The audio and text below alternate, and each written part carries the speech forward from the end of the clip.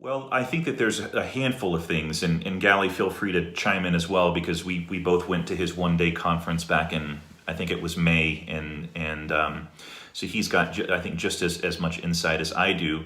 You know, there's a few things that they're doing well. They've built their own battery pack, and so I think that's a large component of that. They've also got a remarkable electric motor.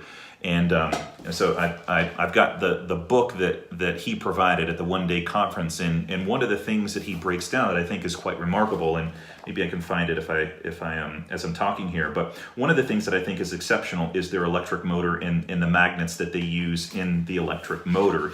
What he determined was, so here is, let's see. So here is a picture of it.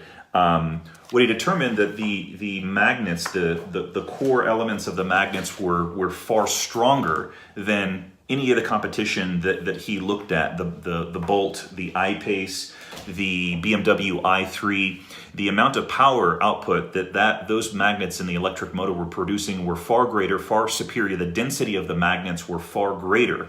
And so I think that it's battery pack. It's not just cells and energy density, but it's also the management of the battery pack that Tesla is quite far ahead. It's the electric motor, it's the efficiency, and it's the power output. It also weighs less than their competition. And then I think it's the software component as well. And this is something that traditional automakers still don't quite get yet, the software piece. And it goes back to Tesla being who they have been fundamentally for more than a decade now. They've just got more time in the seat, and that's why they're better at these three things.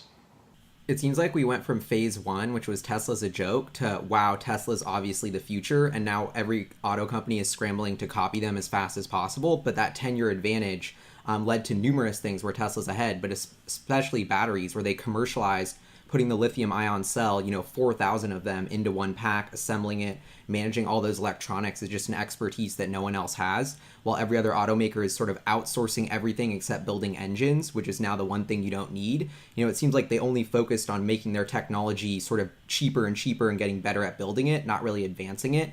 And now Tesla's had a decade of running with it, and they're all realizing that that's clearly the future. And so they're just so behind in terms of copying it.